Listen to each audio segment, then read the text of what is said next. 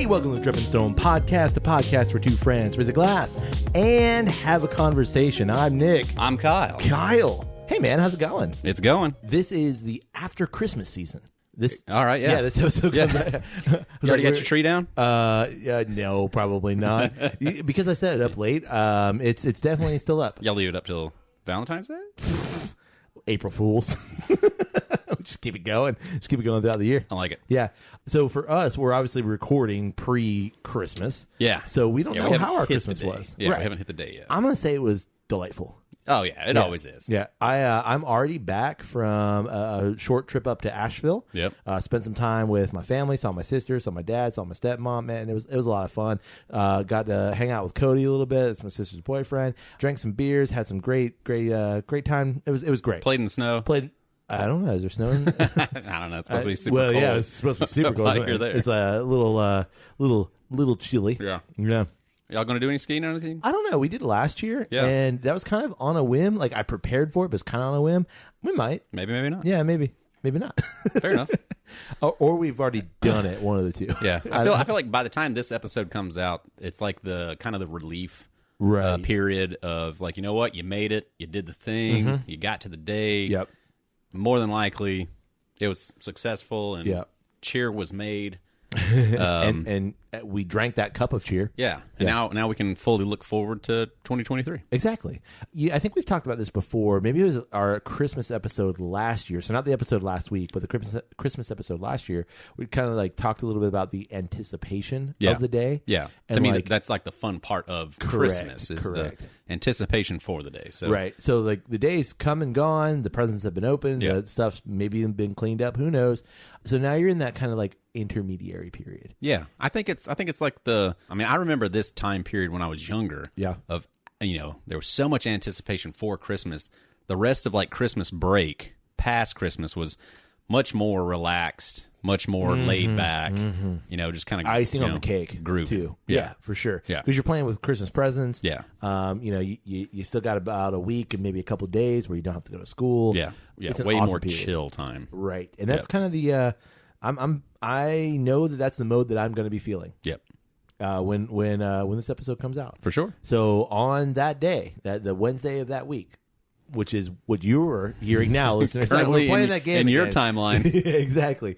We're probably both just hanging out, and who knows? We actually might be in the woods recording our New Year's episode, and maybe a Scotch tasting. I like know. that. I still like that idea. Yeah, it's not Take a some bad sampler idea. bottles. Oh yeah. And somehow try to figure out how to blind it as best we figure can. it out. Fashion some cups out of some leaves. It'd be great. Some markers. Yeah.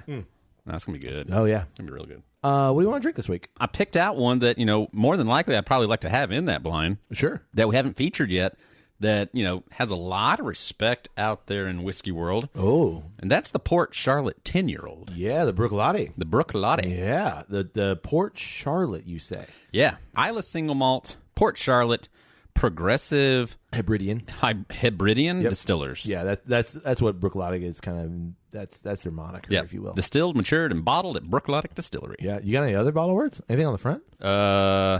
Conceived, distilled, matured, and bottled at Bruichladdich Distillery, Isle of Islay. Yep. Isle of Islay. There it is. Product of Scotland. Oh. The Port Charlotte 10 signature Port Charlotte. Yeah. So it's is it heavily peated? Is that what's known? It is heavily peated. It's the Port Charlotte heavily peated. Heavily peated. Isla single Right. malt. Yeah. And I feel like I've seen like, whatever that marker system is of The PPMs. yeah, like this one's in like it's up there. Yeah, I'm actually looking that up right now. But having never had, I think the king of peated Bruichladdich, the Octomore. Oh, You've had it. Indeed, I You've have. had it. It's hard to say like where does this fit in that spectrum because too this is at 100 proof, Right. So it's backing down. So That's a good proof though. oh, I think it's a great proof. Yeah. It's not the your standard 43 to 46. Right at 50 is a good spot. I think. Yeah. So the Octomore, the 8.3 is 399 ppm. Okay. The Port Charlotte 10 is 40 ppm. Okay. Yeah. So like, think about that. I spilled just a tiny bit on me when I was like picking up that bottle. Same. And like Pete's in the air already. Yeah. We haven't even opened the bottle yet. Yep. But whatever I saw, wherever those numbers were, Sure. This was like up above like Lagavulin, Lefroy, It is, all of those yeah. guys just in its base form. Yeah. It's up above those. Yeah. So Which- it's like, I mean, and we've it's talked about this definitely before. present. Pete is such a very like distinguishable thing that you know it's there. Yeah. Yeah, for sure. Shall we? We shall. Oh. Bet. Oh. I got chills. All right. Pete So is in the air, even more so. to give a little bit more love to the bottle, I really like the design I do too. of everything. It's, in the same ballpark as other Bruichladdich. Yeah. It's just a little bit different shape, but I really like the dark color on the glass. Yeah, it's like a really dark green glass. black on black kind of look with just Yeah. like very sparse coloring. Yeah.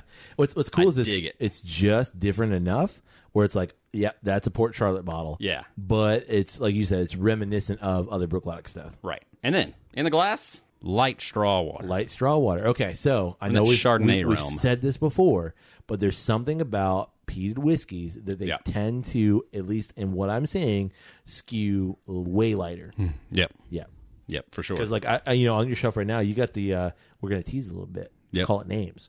Ooh. The Loch Lomond 18. Yeah, which we yeah, featured for Loch sure. Lomond a couple weeks ago, and that is way darker than this. Indeed. So I wonder if there's something about lot. the peated scotches. Yeah, and I've noticed too, like anything sherried. Oh, like, I know for sure. we mentioned it on the Abenade, but they all have that reddish Absolutely. tint shift on them. Yeah. So clearly that's got to be drawing from the cask. Yeah, but even like you've got the Craigellachie here on the shelf. The Craigellachie is still a couple shades darker than this. Oh yeah, yeah, totally. And the Craigellachie is only a couple years older, so Yeah, there's something to it. something going on. Something That going peat on. smoke Yep, peat smoke. erases all that color. All right, on the nose. Peat and malt. It honestly reminds me of an Irish whiskey. Yeah, it's definitely got that like, realm. kind of like sugar cookie or what is it? Shortbread cookie note. Yep. It's like light and fresh. Even with the peat, it's generally dark and brooding and thick and heavy. Peat can be Right. It's still like bright. It's like I don't know. It feels just like really airy. Yeah, I would say like the whiskey definitely is bright. Like the peat, I feel like, and it may just be the essence of the Port Charlotte, Right. of everything else design wise being so dark, but like the peat element kind of draws me back into that depth of darkness. Oops. I don't know how you managed that. How did I do that? I don't know. That was more than like a splash. Yes. Bloop. That was like a whole. There's a hole in the glass? I don't know. Wow. I'm kind of like, whew. And there's none on the glass on the outside. Weird. I'm going to go honey sweet, Yep. I'm with you. like apple. But like Granny Smith. Yeah, I was going to go tart, green some- apple. Something Yeah. tart. And like, Maybe a touch of lemon zest. Sorry, I'll no, stop. no. Keep I'll going. stop. Keep going. Because you're saying the same things I'm going to say. Or maybe even like lemongrass, I wasn't going to say that one. like something a little herbally. Yeah. There's like an Earl Grey tea note to me. It's like there's something a little like not spicy, but like For sure, yeah. like really herbal in like a dark way. Yeah.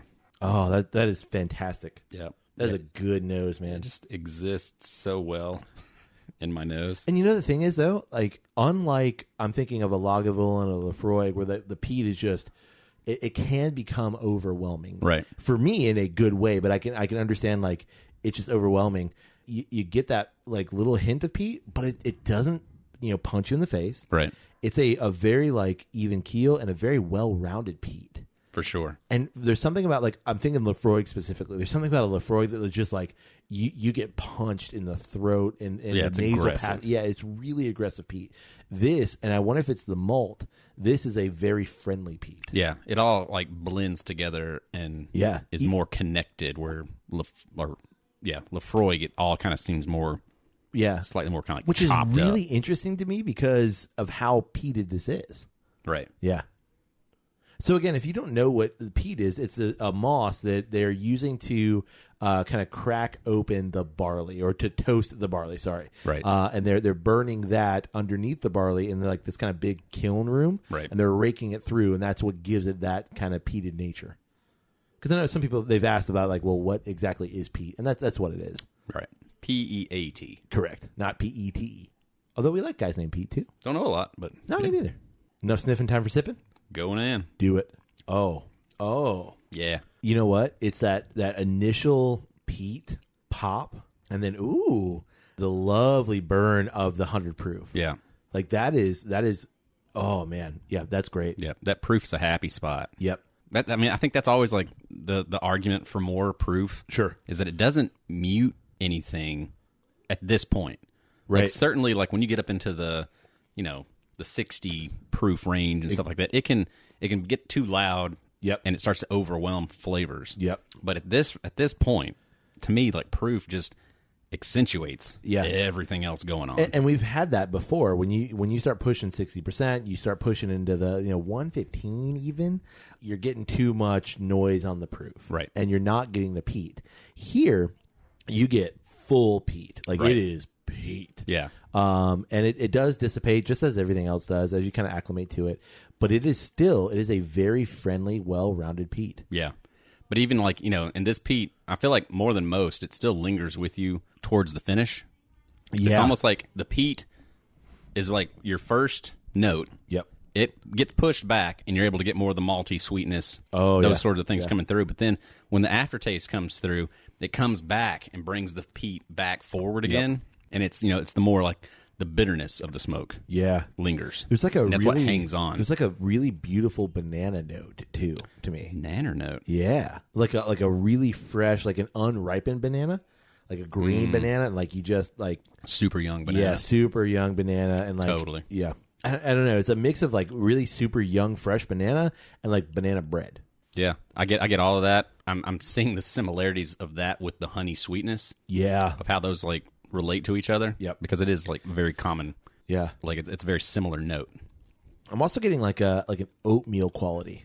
Yeah. It's like porridge oatmeal. Like it's a Scottish, and I know that obviously it's a more Scotch. rugged. Yeah, no, it's not just like, your Quaker oats. Right. It's like there's something a little granola. More, a little more, chewy about it, if that makes sense. And it's very whole grain. Very old. Yeah. Whole grain whiskey. Yeah. Very heart healthy. Oh, for sure. But it's very oaty, and like almost leans a bit nutty. Right. In a Garfield way. Yeah. Oaty and nutty. Oh, okay. Odie. That was a good reference. We've made it before. Have we? Yep. Oh, I mean, I have. Oh, okay. Yeah. Solid. Ooh, yeah, it really is. That is quite delicious. Okay. The Port Charlotte sits in a really interesting category for me in that, like, yes, it's heavily peated, but the peat, like you said, is not offensive. It's not something that I think is like even challenging. It is something that complements the whiskey itself so very well. Yeah. Yeah, totally. Whereas I feel like in some cases there are whiskeys that the peat is like the star. Sure. And like I know that they're marking this as heavily peated, but it's like heavily peated, but the peat is complementary. Sure. It's part of the cast. Mm-hmm. It's not the only element that we're focusing on. It's not the star, but it's still, it definitely speaks to that and through that. Yeah. It's an ensemble movie where everyone's just as famous, right? And the peat just happens to be like the thing that you might remember a little bit. They're on the movie poster. There's a prominent movie poster. Yeah, yeah.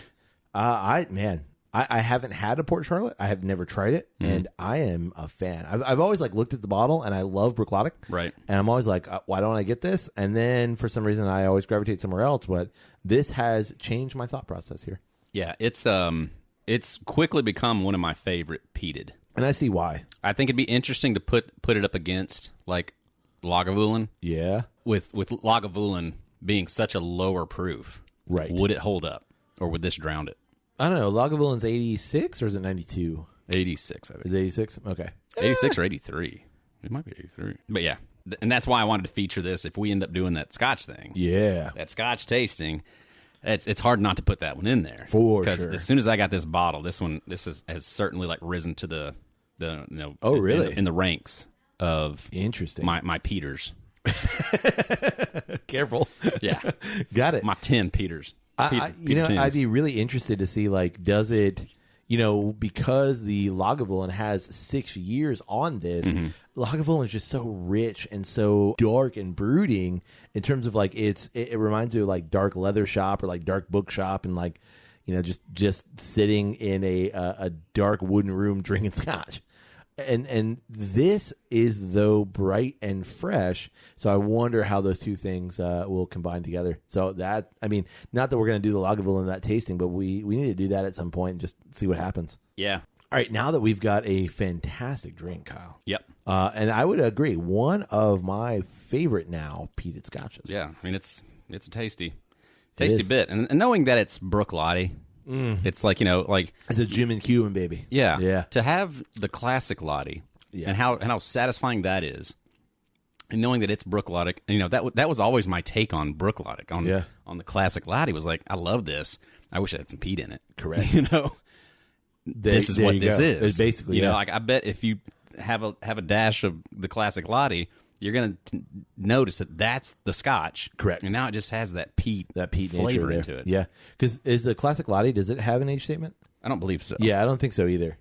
What do you want to talk about this week? I thought it'd be fun to talk about the word of the year.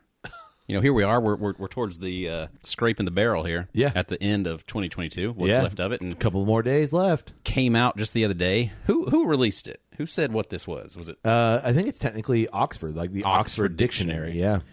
They came out with they're declaring the word of the year. The word of 2022. Yes. Yeah. And it was Goblin Mode. Goblin Mode. Yeah. What is Goblin Mode? Honestly, you sent this to me as like a, hey, check this out. And yeah, I'm this like, might be fun. I had never heard of this. Should I click on this link? Like, I don't know. I don't want to get that on my computer. Yeah, and actually, the Atlantic just released a week or two ago an article about Goblin Mode, which is a pretty good read. Right. I don't know if you are a fan of the Atlantic as a magazine as a whole, but they tend to be don't have a. Okay, well, they tend to be a little more thinky. Like they'll produce a little more thinky pieces. But they just put something out because the word of the year came out somewhere around like 8th or 10th of this month, something like that, a couple weeks ago. But yeah, I had never heard of it, and I'm like, yeah, I hadn't either. That was not in my vernacular. Yeah, what are you talking about, Goblin Mode? But as we get into it, you're going to find that like Goblin Mode makes total sense for this time of year, which I think is why we're probably bringing it up right now. Sure. Because it totally makes sense. Do you want Wikipedia? No, I printed the internet, Kyle. Like you do. Like you do. I was trying to find I know I saw at some point in time other words that were in the running. Oh. They had 3 total, and I guess they put that out there and people voted. Okay. So we got Goblin Mode. Goblin Mode. Yep. Which one? Okay. Metaverse. Okay. And hashtag I stand with. As a word? As a word. Yeah. I mean, the only one that's technically a word is metaverse. Technically. Sure. I mean, because Goblin Mode to me is 2 words, and then hashtag I stand with is a hashtag. Like it's not a word. Right. But, I'm not a linguist. I don't know those. Well, they defined it as a slang term. Oh, okay. Gotcha. Well, a Goblin Mode is defined as a neologism. There it is. Neologism. I got you. Careful. I felt that before. So Goblin Mode is technically what is referred to as a neologism, which is a brand new like word or expression that's kind of like made into the popular vernacular. Gotcha. Much like metaverse or I guess hashtag I stand with. Right. But my issue with hashtag I stand with is like you got to say hashtag. Right. So, it's not an easy thing to say. Yeah. Goblin Mode, easy to say. Yeah, but I guess I wonder if that's like where we're going into more of a textual based culture. Yeah, I read George Orwell. Everything is all, oh, okay. words and stuff, not just verbiage. Right. It's not so much spoken anymore, it's what you're reading. Right. The Twitters. The fancy flashy blinky things on the screen. Yeah. All the clickbait. So, Goblin Mode. Give me the definition. Okay. The Oxford definition is a type of behavior which is unapologetically self-indulgent, lazy, slovenly, or greedy, typically in a way that rejects social norms or expectations. Yeah. Which, when I hear the word Goblin Mode, I'm like, what? But I hear the definition, I'm like, totally. Yeah. Like, I actually get what you were saying. Yeah. Is that going to make it into my, like, popular vernacular? Probably not. Well, did you see, I don't know, bougie or no. yeet or... No. It's okay, I'll say this. Like, I never say, like, I'm going to go beast mode or I'm going to go savage mode. Sure. Like, I never say those things. Right. That's a relation to the Atlantic article makes a reference to those two things. Like, Gotcha. I don't say that. And maybe it's because I'm not really, like, a gamer in that way. And this kind of arises also some degree from gamer culture. Right. Or like Netflix and chill. Not that I use those words, but like I understand them. Right. I get the meaning behind it. And I think that's more or less all it is. It's like it's gotten to that point. I don't know, without this being elected word of the year, maybe if I had heard Goblin Mode right now, I probably wouldn't understand the meaning behind it. Right. But I think that's kind of more the gist of like it's the fact that now you get it. Yeah. You understand what it is. It's gotten so much into the vernacular of popular culture that it's now a thing. Yeah. So this actually it finds its origin on Twitter, like around 2009, but it didn't really become kind of part of the popular vernacular until early 2022. There was like the actress Julia Fox said something like it kind of, I don't really know how all of those things interlink and interconnect. Me neither. But basically, like, she said something, I think it was actually taken out of context, but it's essentially like this idea of acting like something that is not part of popular culture, but it's not hurting anyone. It is like removed from that. My take on it is just like it's getting into the actively wanting to be lazy, correct, and fall into the death scroll. Correct. You've heard of the death scroll. I have. Yeah, like you just endlessly scroll for hours on end. Yeah, you're on TikTok, you're on whatever, thing, and you're just sitting there for hours, eating crap food in your sweatpants, and you're okay with it, and not wanting to accomplish anything. Exactly. I'm just gonna go into Goblin Mode. Yep. And this is my day. Well, and I think it's also like related or this is my night. This is my evening. Yeah, you said Netflix and chill. Like, I think it's also related to like I am going to sit here and do not nothing, but do nothing productive. Like, I'm not trying to accomplish anything. Yeah, I think it's with the active attempt. Well, that's what I'm saying. Like, to not accomplish correct. anything. So, like, by that token, I guess you are accomplishing the thing because you're not doing anything. But like, that's when I mean, don't go too deep here. Yeah, the semantics of it, we can get too much. But like, I think it's my goal is to do nothing. Yeah. And to be like completely okay with that. Yeah, I think it's the I wrestle with the concept all the time of like, and I think we all do, of holy crap, how much time just went by and like I didn't even like blink or whatever. Absolutely. And I think you can look back at that as like, oh man, I was in Goblin Mode. But I think Goblin Mode, the way they're presenting it, is way more of a decision to go into it. Correct. Not looking back at it and realizing, oh man, I wasted a lot of time there. It's like, nah, screw it. Yeah. Like society is telling me to go out, live my life. Screw that. Like I'm just gonna sit here and binge an entire series of a thing and eat a pint of ice cream. I'm going to read to you because it rejects internet. social norms. I'm going to read to you the internet. You ready? Man, this actually take a while. No, this comes from Wikipedia because I am of that age, I guess. The popularity of Goblin Mode may be linked to a rejection of perceived, carefully curated lifestyles often presented by social media users, which I totally get.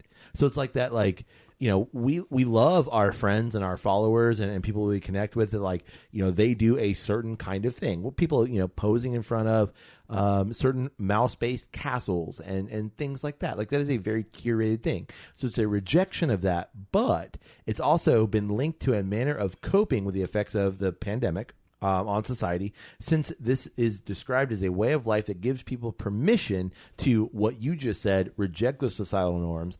I don't have to go out. I don't have to, dress up. I can wear my sweatpants. I can, eat a pint of Ben and Jerry's if I want to, and that's okay. Like, there's this societally acceptable thing of like what a Friday night or a Saturday night looks like, and I am actively choosing to not do that thing. Right.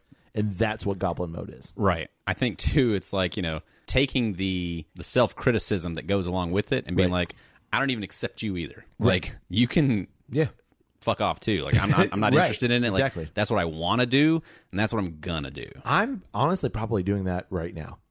Like, because, I mean, we're recording, before Christmas. Sure. We know when this comes out, so I'm probably in Goblin Mode now that I think about it. Right. I'm just, I'm in my Christmas jammies. Yep. My post-Christmas jammies. Yep. I'm probably, just watching Eating a a bunch of tub movies. of banana pudding. Oh, easily. Tub. Bathtubs. But you're right. It's that like active, like I am choosing this, and I don't care if you think it's not the right thing to do. Right. Because this is what I'm doing. Yeah. And if society would frown upon this, I don't care. Right. Or society's going to frown upon it. I'm going to lean into it even more because that's what this is. Yeah. That's what we're supposed to do here. Right. And, initially when you sent this to me, I started looking into it. I was like, man, like what a way to live. And now I'm like, actually, it's a vibe I get. I'm surprised vibe's not on there, but it's a modality that Indeed. I completely understand. I don't know if it's on there like previous years. Maybe vibe. Yeah.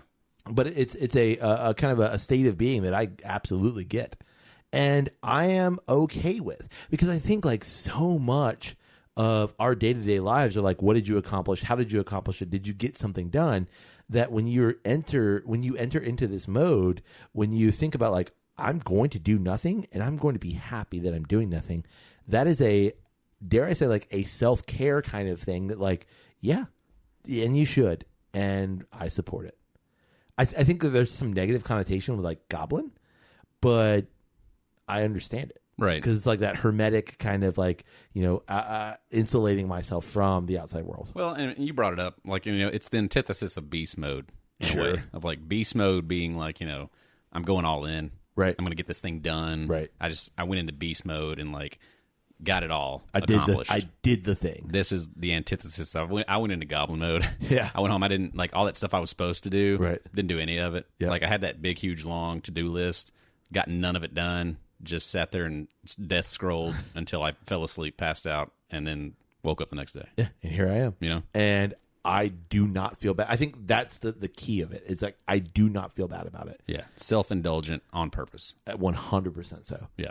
I think there's a time and place for it. Like I think it could very easily be like, and this is with these kind of things, like it so often reverts back to that. Like if that is your constant mode, that is sure an issue. Yeah, right. But like there is nothing wrong with that, and I agree with it. Like I understand it. Totally. And I'm for it. Yep. I think a lot of the topics that we talk about, and we just did it a couple of weeks ago of like AI, Sure. of Oh. getting to that society where there's a robot that can do everything. It's almost like that's the goal. Like Goblin mode is the goal that we're trying to get to anyway. Yeah. It's like the peak of society. Right. It's where we're all trying to get to. Everything's done for me. I can just veg out. Yeah, we just don't admit it. Right. But that's like the goal of what we're Exactly. trying to get to. Exactly. And, it's just, it might have an ugly name, but it's like, yeah, but that's actually kind of like we're always trying to create more leisure time, But to be able to do just whatever the thing is that we want to do. And maybe that thing isn't productive. And most likely it's probably not. Like, I can't help but notice the popularity of the AI image right now. Right. The AI art. yeah.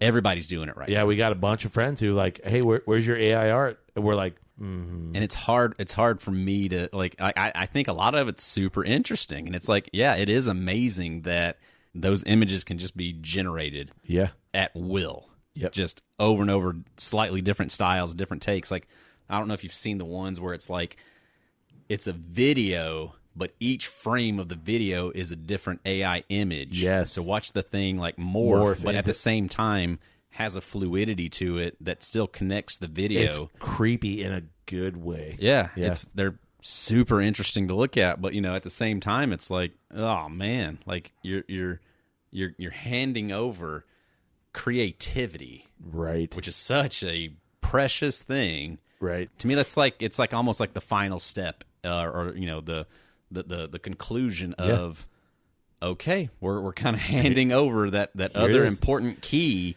And we're giving it up to achieve Goblin mode. and I think that like because of you think of like Goblin and what a Goblin is, this pointy eared kind of thing. Like I think of like orcs Yeah. in like Lord of the Rings.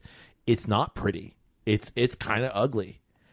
but it's like most genuine self, I guess you could say. And like that's what it's kind of achieving. It's like I'm not going to get dolled up, and I'm not going to put on a suit and tie, and I'm not going to, Justin Timberlake my way through the world. It's, I'm going to wear sweatpants, and I might have bonbons in my beard. Right. And I'm good with that. Right. Like, I've got cereal from 3 days ago in there. That's fine. That's fine.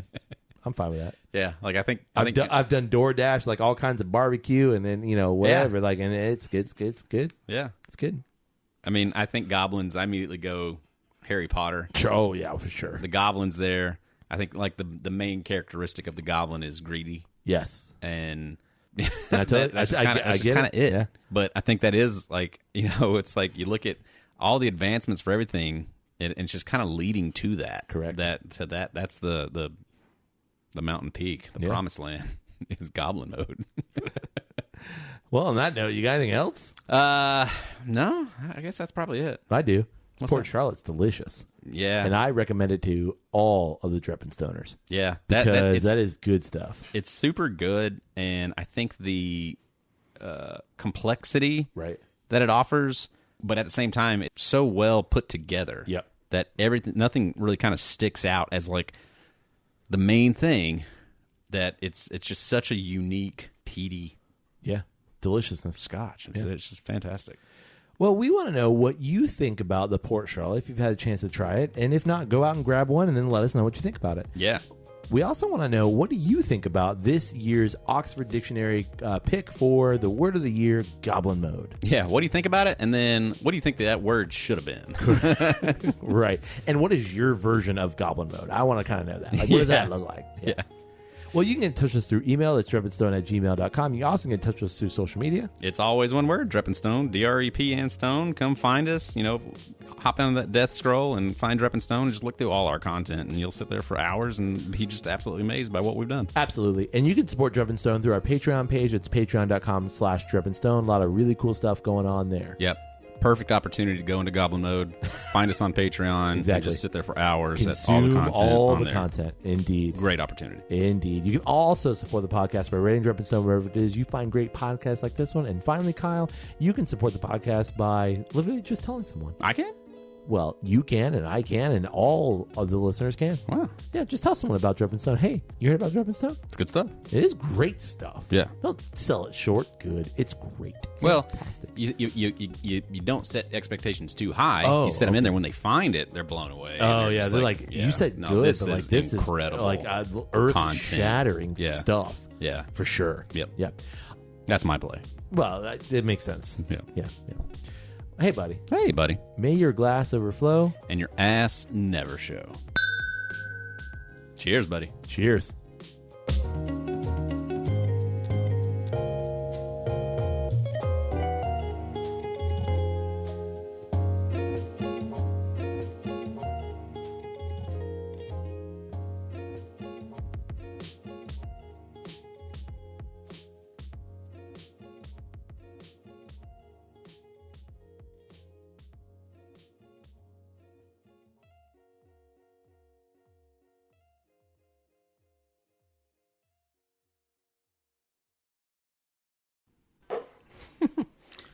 What's wrong?